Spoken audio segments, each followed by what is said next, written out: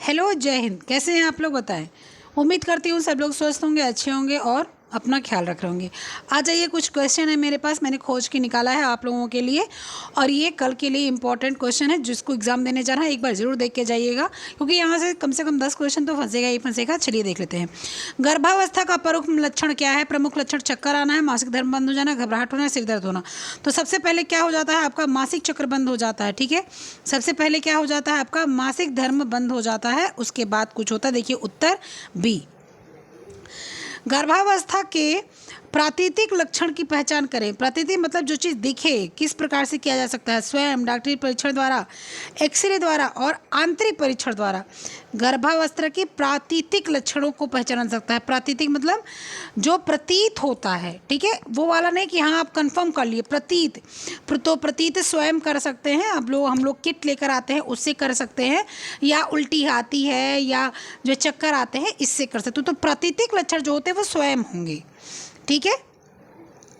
गर्भकालीन विषाक्तता का प्रमुख लक्षण है उच्च रक्तचाप, रक्तहीनता, कमर में दर्द, पेट में दर्द। विषाक्तता का मतलब विषाक्त अंदर फैल जाता है, तो जब ब्लड कम रहता है, ऑक्सीजन लेवल डाउन हो जाता है, तो विषाक्तता फैल जाती है। तो रक्तहीनता आंसर नंबर बी इसमें सही जाएगा। रक्तहीनता रोग का लक्षण क्या है? सांस फूलना, त्वचा नाखून में आंखों में पीलापन, शारीरिक कमजोरी, उपरोक्त सभी। तो रक्तहीनता का लक्षण है सांस फूलता है, त्वचा नाखून, आंखों में पीलापन, और ये बाल झड़ने लग जाते हैं, नाखून टूटने लग जाते हैं, शारीरिक कमजोरी आ जाती है, नींद बहुत आती है, भूख नहीं लगती है, हमेशा कुछ जला सा खाने का मन करता है। ये सारी चीज़ें जब रक्तहीनता होती है तो लक्षण होते हैं। उपरोक्त सभी आंसर होगा। प्रो एक्सलेपसिया में गर्भावस्था की कौन से लक्षण प्रतीत होते हैं? उच्च रक्तचाप, डायबिटिक, पैरों में सूजन, मूत्राशय संक्रमण। आंसर नंबर ए सही होगा, उच्च रक्तचाप। गर्भवती स्त्री की देखभाल का प्रमुख उद्देश्य क्या है? गर्भवती के स्वास्थ्य की देखभाल, गर्भकालीन अवस्था के दौरान होने वाले समस्याओं का निदान, गर्भस्थ शिशु का स्वास्थ्य विकास। उपयुक्त सभी। तो आंसर नंबर डी जाएगा, उपयुक्त सभी। प्रसव की प्रथम अवस्था क्या कहलाती है? निष्कासन की, विस्तारण की, पूर्व निष्कासन की, और उपयुक्त में से कोई नहीं। तो प्रथम अवस्था विस्तारण की कह जाती है कि वहाँ पर बच्चा जो है जाकर रुकता है, तो वहाँ पर विस्तारण, और फिर वो धीरे धीरे बड़ा होने लगता है, तो विस्तारण की अवस्था कहलाती है। गर्भवती स्त्री को कैल्शियम की आवश्यकता क्यों पड़ती है? भ्रूण की अस्थियां तथा दांतों के निर्माण के लिए, केवल धातु के निर्माण के लिए, केवल अस्थियों के निर्माण के लिए, रक्त के निर्माण के लिए। तो भ्रूण पेट में आ जाता है तो उसकी भी हड्डी हो, उसके भी दांत जल्दी आए, तो कैल्शियम तो देना पड़ेगा। ठीक है, आंसर नंबर ए सही है। ठीक है। हमारे शरीर में कुल कितनी जल तरल पदार्थ में रूप में कोशिकाओं में रहता है? तो सबको पता है 70%। अगर 70 ना होकर 65 दिया होगा तो लगा, लेकिन अगर 70 होगा तो 70 लगाएंगे। मान लीजिए 60 दिया है और 75 दिया है तो 75 लगा दीजिएगा, 60 मत लगाएगा, 60 तब गलत हो जाएगा। लेकिन अगर 65 दिया है और 75 दिया है तब 65 लगा दीजिएगा। ठीक है। शरीर में कितना जल कम हो जाने पर मृत्यु हो सकती है? 20%, 50%, 25%, 40%। तो 20% अगर जल शरीर में कम हो जाता है तो मृत्यु हो सकती है। सामान्य रूप से एक व्यक्ति को रोजाना कितने गिलास पानी पीना चाहिए? तो कम से कम जो व्यक्ति है, कम से कम वो 8 गिलास पानी उसको पीना चाहिए। ठीक है, 8 गिलास पानी पीना चाहिए। उसके बाद 10-12 गिलास पानी पियो, 12-15 गिलास पानी पियो, आपके ऊपर है, लेकिन 8 गिलास पीना चाहिए, यानी कि ऑप्शन नंबर बी बिल्कुल सही है। देखिए, मैं टिक मार्क इसलिए नहीं कर रही हूँ क्योंकि ऑप्शन लगा हुआ है पहले, ये उत्तर दिया हुआ बी। ठीक है, मैं इसलिए बता रही हूँ रैपिड एक आपको जो है वो हो जाए, रिवीजन हो जाए, और साथ में साथ आप आंसर देखेंगे तो आपको ये भी रहेगा कि हाँ आंसर देख रहे हैं, आप जो है उसको देखते हुए चलेंगे। ठीक है, इसीलिए मैं टाइम नहीं ले रही ज़्यादा। शरीर के प्रत्येक कोशिका रक्त अस्त कोशिका में क्या होता है? जल, प्रोटीन, रासायनिक पदार्थ, अमीनो एसिड। तो प्रत्येक कोशिका रक्त के जो है अंदर, जो कोशिका हम लोग पढ़े थे ना कि सेल्स के अंदर क्या होते हैं? केंद्रक में, तो केंद्रक में प्रोटीन होता है। ऑप्शन नंबर बी सही है। प्रोटीन में मुख्य भाग किसका होता है? हाइड्रोजन, ऑक्सीजन, नाइट्रोजन और कार्बन डाइऑक्साइड। तो प्रोटीन एक नाइट्रोजनिक पदार्थ होता है, नाइट्रोजन उसमें सबसे ज़्यादा होता है। 100 ग्राम पालक में प्रोटीन की कितनी मात्रा पाई जाती है? 1.2 ग्राम, 1 ग्राम, 2 ग्राम, 2.2 ग्राम। तो पालक में बहुत कम प्रोटीन पाई जाती है, 1.0 यानी कि 1 ग्राम। कार्य करने के लिए किसकी आवश्यकता होती है? उपकरणों की, मशीनों की, साहस की, ऊर्जा की। कार्य करने के लिए ऊर्जा की आवश्यकता होती है। जब कार्य मशीनीकृत हो तब मशीनों की आवश्यकता पड़ती है। हमारे शरीर में भोजन की आवश्यकता किसके लिए होती है? शरीर निर्माण के लिए, शरीर में ऊर्जा देने के लिए, शरीर की सुरक्षा प्रदान करने के लिए उपयोग सभी। तो हम लोग पौष्टिक आहार लेते हैं, हम लोग संपूर्ण आहार लेते हैं, हम लोग संतुलित आहार लेते हैं ताकि शरीर की ऊर्जा पूरी तरीके से बनी रहे, यानी उपयुक्त सभी। प्रत्येक व्यक्ति के लिए संतुलित आहार कैसा होता है? कम, अधिक, अलग अलग, एक जैसा। तो प्रत्येक व्यक्ति के लिए अलग अलग होता है। मेरी हाइट है 5 फुट 6 इंच, तो मेरे अनुसार वो अलग होगा। आपकी हाइट 5 फुट 8 इंच है, आपके लिए अलग होगा। मेरा वेट 90 किलो है, तो मेरे लिए अलग होगा। आपका वेट 110 किलो हो, आपके लिए अलग होगा। किसी का वेट 70 किलो होगा, उसके लिए अलग होगा। किसी का वेट 50 किलो होगा, उसके लिए अलग होगा, है ना।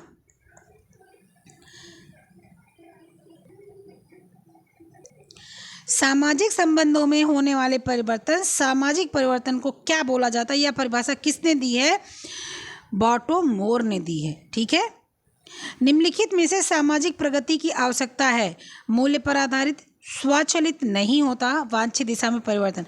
तो सामाजिक प्रगति मूल्य होती है, उसकी मूल्य पर आधारित होती है, अपने आप नहीं चलता, उसको चलाना पड़ता है। वांछित दिशा में परिवर्तन मतलब जिस दिशा में परिवर्तन होना होता है उसी दिशा में होता है।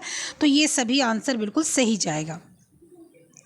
सामाजिक उद्विकास सिद्धांत का प्रेरणा किसे माना जाता है? तो स्पेंसर को माना जाता है। सामाजिक उद्विकास सिद्धांत का प्रेरणता किसे, प्रेरणता इसको बोलते हैं, किसे माना जाता है? तो स्पेंसर को माना जाता है। जीवन सत्व में क्या पाया जाता है? जीवन सत्व में क्या पाया जाने के कारण विटामिन का नाम दिया गया है? कार्बोहाइड्रेट, नाइट्रोजन, ग्लाइकोजन और ऑक्सीजन। जीवन सत्व क्या हो जाता है? आपका प्रोटीन, विटामिन।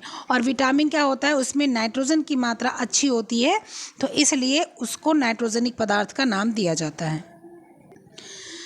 स्कर्वी रोग किस विटामिन की कमी के कारण होता है? ए, बी, सी, डी। आप सबको पता है सी। विटामिन ए की कमी से कौन सा रोग होता है? रिकेट्स, स्कर्वी, रतौंधी, रक्त अल्पता। विटामिन ए की कमी से होता है रतौंधी। विटामिन ए की कमी से जितने भी आँख के जो है रोग हैं सारे होते हैं। ठीक है। आंगनबाड़ी कार्यकर्ताओं के ऊपर एक आंगनबाड़ी पर्यवेक्षक होता है, उसे क्या बोला जाता है? मुख्य सेविका, अध्यक्ष, एएनएम, नर्स। बताएं। ये तो मोस्ट इम्पॉर्टेंट क्वेश्चन है और मुझे लगता है ये आएगा। ठीक है। तो उसको क्या बोलते हैं? मुख्य सेविका बोलते हैं। ठीक है। भारत की जनसंख्या विश्व की जनसंख्या के कितने प्रतिशत हैं? 10.2, 20%, 17.5%, 15.5%। आंसर क्या जाएगा? 17.5%। भारतीय चिकित्सा अनुसंधान परिषद के विशेषज्ञों के अनुसार गर्भावस्था में एक स्त्री की कितनी अतिरिक्त कैलोरी की आवश्यकता होती है? तो क्या बोला जा रहा है कि गर्भावस्था में एक स्त्री को कितनी अतिरिक्त कैलोरी की आवश्यकता होती है? तो आंसर क्या जाएगा? आपका आंसर जाएगा जो है 300 कैलोरी। यहाँ 150 दिया हुआ है, 150 नहीं होगा, 300 कैलोरी होगी। क्या होगा? 300 कैलोरी।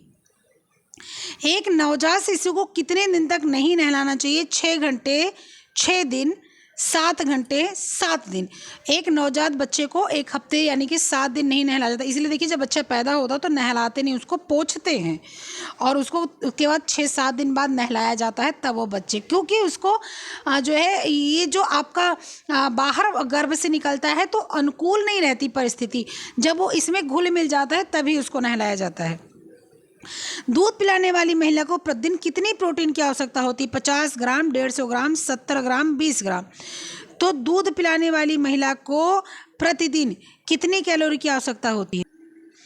आंसर क्या जाएगा? 70 ग्राम। 70 ग्राम कैसे कि नॉर्मल 45.7 ग्राम उसको दिन भर में चाहिए और प्लस जब 9 हो जाता है 9.2 हो जाता है जब वो गर्भावस्था में रहती है, और जब वो दूध पिलाती है तो उसको नॉर्मल 45.7 चाहिए और उसको जब वो 16 ग्राम या 17 ग्राम और बढ़ा दिया जाता है जब वो बच्चा जो हो जाता है वो 0 से 6 मंथ का बेबी रहता है तब, यानी कि 70 ग्राम। मिशन इंद्रधनुष किस वर्ष प्रारंभ हुआ? तो सबको पता है 2014 में प्रारंभ हुआ। Option number B. स्तनपान छुड़ाने की प्रक्रिया कितने दिन बाद शुरू कर देनी चाहिए? तो धीरे धीरे उसको 6 माह बाद धीरे धीरे कम कर देना चाहिए, ताकि वो पूरक आहार बच्चा लेने लगे, और साल भर तक उसको कम ही कर देना चाहिए ताकि बच्चा पूरा भोजन ग्रहण कर सके। भारतीय गांव में किस प्रकार के परिवारों का उदाहरण देखने को मिलता है? मूल परिवार, दाम्पत्य परिवार, संयुक्त परिवार, एकांकी परिवार। तो संयुक्त परिवार आपको भारतीय गांव में देखने को मिलेगा। सामाजिक परिवर्तन निम्नलिखित में से किस रूप में देखने को मिलता है? एक रेखीय, समस्या मूलक, कल्याणकारी, ये सभी। तो सामाजिक परिवर्तन आपको सभी प्रकार से देखने को मिलेगा। प्रसव के दौरान खतरनाक संकेत क्या है? मूर्छा आना, अधिक रक्तस्राव, गर्भावस्था में बच्चे का आड़ा होना, सभी। तो प्रसव के दौरान अगर मूर्छा आ जाती है तो भी समस्या आ जाती है, ठीक है। रक्त बहुत बहता है, यह बच्चा टेढ़ा होता है तो भी, यानी कि सभी।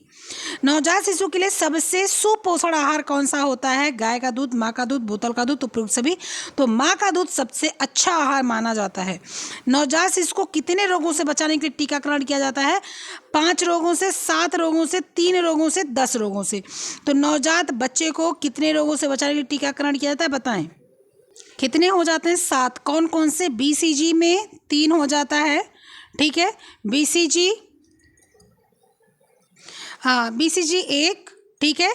हेपेटाइटिस 2, ठीक है। DPT 3, डिप्थेरिया, टिटनस और पर्टुसिस, यानी कि 5, ठीक। उसके बाद एक ओरल वैक्सीन आपका जो वो होता है पोलियो 6, और साथ साथ एक क्या लगता है आपका मीजल्स का, खसरा का। ये 7 टीके लगते हैं जो बच्चा नवजात बच्चा होता है तब। समझ गए कौन सा? BCG, polio, hepatitis B 3, DPT 3, और इसके बाद में खसरा, ये 7 टीके लगते हैं। एक पेंटावैलिन वैक्सीन लगता है जो 5 दवा मिक्स करके लगता है, लेकिन प्रेजेंट टाइम में 6 दवा मिक्स की जाती है। मैंने टीकाकरण का 2 वीडियो बनाया, एक पहले बनाया था, एक अब बनाया था। तो मैं इंसिस्ट कल भी की थी, आज भी कर रही हूँ। दोनों वीडियो जरूर देख लीजिए टीकाकरण की, वो वाली भी, ये वाली भी, ठीक है। आपके लिए लाभदायक होगा, ठीक। गर्भावस्था के दौरान कैल्शियम की मांग कब सबसे अधिक बढ़ जाती है? अंतिम महीने में, अंतिम 3 महीने में, अंतिम 5 महीने में, इनमें से कोई नहीं। तो अंतिम 3 महीना जब होता है तो गर्भावस्था की मांग में कैल्शियम बढ़ जाता है। हैजा किसके द्वारा फैलता है? वायु द्वारा, संक्रमण द्वारा, जल द्वारा, भोजन द्वारा। तो हैजा जल द्वारा फैलता है। पोलियो वैक्सीन का आरंभ कब हुआ था? तो 1955, 1957, 1960, 1962। तो पोलियो वैक्सीन का जो शुरुआत हुआ था वो 1955 में हुआ था। नवजात शिशु में कौन सी इंद्रियां सबसे कम विकसित होती हैं? देखना, सुनना, सूंघना, स्पर्श। तो सूंघना, देखता भी है, सुन भी सकता है, और छू कर पता भी हो जाता है कि किसने उसको टच किया, लेकिन वह सूंघ कर नहीं पता कर पाता है। भारतीय बाल कल्याण का मुख्यालय कहाँ स्थित है? लखनऊ, दिल्ली, मुंबई, कानपुर। तो दिल्ली में स्थित है। शिशु मृत्यु दर की गणना किस आधार पर की जाती है? बताना है। जन्म लेने वाले प्रति 1000 शिशुओं के आधार पर, विभिन्न रोगों के संक्रमण के आधार पर, जन्म एवं मृत्यु संख्या के आधार पर, जन्म लेने वाले प्रति 1000 शिशुओं के आधार पर। तो आंसर क्या हो जाएगा? जन्म लेने वाले प्रति 1000 के शिशुओं के आधार पर। और ये ऑप्शन नंबर A और ऑप्शन नंबर D एक ही है, लेकिन दोनों सही है, ठीक है। तो जो है ये आपका A और D दोनों एक ही चीज़ है और सही है। एक क्वेश्चन समझे कि भारतीय रेड क्रॉस सोसाइटी की स्थापना कब हुई है? ये आ सकता है, और मुझे लगता है जहाँ तक 70% उम्मीद है आएगा। और इसकी स्थापना हुई 1920 को। नोट कर लीजिए, ध्यान से सुन लीजिए। भारतीय रेड क्रॉस सोसाइटी की स्थापना कब हुई है? 1920 को। योनी ट्राइकोमोनियसिस के सबसे प्रभावी और आम उपचार क्या हैं? बताना है। तो C है ऑप्शन नंबर, क्या है? मेट्रोनिडाजोल, जिसको मेट्रोनिडाजोल हम लोग बोलते हैं, मेट्रोनिडाजोल बोलते हैं, ये इसका उपचार का है, ठीक है। इसके बाद में मातृ शिशु प्राथमिक स्वास्थ्य केंद्र के कार्य क्या है? मातृ एवं शिशु स्वास्थ्य और परिवार नियोजन सेवाएं प्रदान करना, राष्ट्रीय स्वास्थ्य विकास कार्यक्रम या कार्यान्वयन, स्कूल स्वास्थ्य सेवाएं, ठीक है। उपरोक्त D। तो प्राथमिक स्वास्थ्य केंद्र की जो आपकी कार्य होते हैं ये सारे होते हैं कि स्कूल स्वास्थ्य सेवाएं प्रदान करें, राष्ट्रीय स्वास्थ्य विकास कार्यक्रम का कार्यान्वयन करें, मातृ शिशु स्वास्थ्य परिवार नियोजन सेवाएं प्रदान करें, ठीक है। इसके बाद में देश का महत्वपूर्ण स्वास्थ्य सूचक स्तर क्या है? जन्म के समय जीवन प्रत्याशा, बाल मातृ मृत्यु दर, कुल प्रजनन दर और नवजात मृत्यु दर। तो ऑप्शन नंबर ए जन्म के समय जीवन प्रत्याशा यानी कि जीवन जीने की उम्मीद। ठीक है, इसके बाद में आपका आ जाता है क्या, देश का महत्वपूर्ण स्वास्थ्य सूचक स्तर क्या है, जन्म के समय जीवन प्रत्याशा, ये आप समझ लिए। ठीक है, इसके बाद में आ जाता है आपका क्या, जनसंख्या उपकेंद्र के अंतर्गत आती है 3000 से 5000, 20,000 से 30,000, 80,000 से 1,20,000 या 1,20,000 से अधिक। तो जनसंख्या उपकेंद्र के अंतर्गत आता है 3000 से 5000। जनसंख्या उपकेंद्र यानी कि एक केंद्र पर कितनी जनसंख्या होनी चाहिए, जिसको जो है एक जो है आपकी मुख्य सेविका के अंतर्गत है। तो एक मुख्य सेविका के अंतर्गत जो जनसंख्या आती है वो 3000 से 5000 आती है। सामान्य प्रजनन दर को कैसे परिभाषित किया जा सकता है, एक वर्ष में प्रजनन आयु प्रति 1000 महिलाओं पर जन्म की कुल संख्या, 1000 महिला जनसंख्या में कुल गर्भवती महिलाएं, एक वर्ष में प्रजनन आयु के प्रति 1000 महिलाओं पर जीवित जन्मों की कुल संख्या, एक वर्ष में 1000 जोड़ों में जीवित जन्मों की संख्या। उत्तर क्या जाएगा, उत्तर जाएगा सी, क्या एक वर्ष में प्रजनन आयु की प्रति 1000 महिलाओं पर जीवित जन्मों की कुल संख्या, मतलब कि 1000 महिलाएं जन्म देंगी बच्चों को, कितनी माएँ जीवित है यही तय किया जाएगा। 1000 में मान लीजिए 1000 माँओं ने बच्चों को जन्म दिया, जिसमें से जो है 10 माँ खत्म होगी, यानी कि 990 माँ जिंदा है। ये आपका निकालने का एक तरीका होता है। भारत में मानव विकास सूचकांक क्या है, 10.500, 0.645, 0.505, 0.506। तो भारत में मानव विकास का सूचकांक क्या है कि 0.546 यानी कि 1000 पर 546 व्यक्ति का विकास सूचकांक अच्छा है और का कम है। नेक्रोटाइजिंग एंट्रोकोलाइटिस कौन सा विटामिन उत्पन्न करता है, vitamin A, vitamin B, pyridoxine, vitamin C. तो आपका pyridoxine, vitamin B, vitamin A नहीं होता है, विटामिन सी होता है, ऑप्शन नंबर डी। देखिए ये क्वेश्चन थोड़े से हार्ड लग रहे होंगे, लेकिन क्वेश्चन ऐसे ही आएंगे और एक बार सुनने में कुछ नहीं जाता। लौह का सबसे समृद्ध स्रोत क्या होता है, तो आपको बता दो दूध, सब्जी, अंडे, बीन्स। तो बीन्स जो होता है वो लौह का सबसे, हरा बीन्स लौह का सबसे ज़्यादा अच्छा स्रोत, और पका बीन्स यानी कि राजमा प्रोटीन का। प्रोटीन की मूल इकाई क्या होती है, तो सबको पता है अमीनो एसिड्स होती है। पित्त का संश्लेषण किस में होता है, जिगर में, पित्ताशय में, पेट में, अग्नाशय में। तो जिगर मतलब क्या होता है आपका, जिगर मतलब लीवर। ठीक है, और आंसर क्या होगा, पित्त का संश्लेषण मतलब पित्त कहाँ पर जो है संश्लेषित होता है। ठीक है, इकट्ठा होता है, यानी कि बनता तो पित्ताशय में, लेकिन वहाँ से निकल के जाता है आंत में या लीवर में जाता है, वहाँ पर खानों को पचाने की कोशिश करता है, यानी कि लीवर आंसर आ जाएगा। जिगर नहीं दिया जाता, ज़्यादातर लीवर ही दिया जाता है, लीवर दिया रहेगा। किस विटामिन की कमी आमतौर पर पूरे विश्व में पाई जाती है, तो ascorbic, folic, vitamin A, vitamin D. तो विटामिन डी इस समय पूरे भारत में, पूरे विश्व में बहुत जो है समस्याग्रस्त किया हुआ है। कौन सा विटामिन घाव भरने में मदद करता है, तो सबको पता है विटामिन के घाव भरने में मदद करता है। ठीक है, तो ये करीब आपके 55 से ज़्यादा ही प्रश्न थे, करीब 60 प्रश्न थे आपके जो किए हमने, गिनती नहीं किया क्योंकि बहुत साइट से खोज के निकाला था क्वेश्चन, जो महत्वपूर्ण क्वेश्चन था वो। ठीक है, तो ये मैंने गूगल साइट से और कहीं इधर उधर से खोज के मैंने निकाले थे क्वेश्चंस, और ये क्वेश्चंस आपको कराए हैं ताकि ये क्वेश्चंस आपके रिमाइंड हो जाए, क्योंकि इसमें से आने वाले हैं। नोट कर लीजिए, अगर आप इसको अच्छे से सुन के जाएंगे ना तो 10 क्वेश्चन तो आपके फंसने ही फंसने हैं। ठीक है, और एक चीज़ मैं और यहाँ पर आपको राय देना चाहूँगी, आप सोच लीजिए, टीकाकरण आप जरूर पढ़ के जाइएगा। ठीक है, और प्रसव जरूर पढ़ के जाइएगा, पहला। दूसरा चीज़, और तीसरा चीज़, आप कुछ सोसाइटी जैसे WHO संस्था है, इसको याद करके जाइएगा।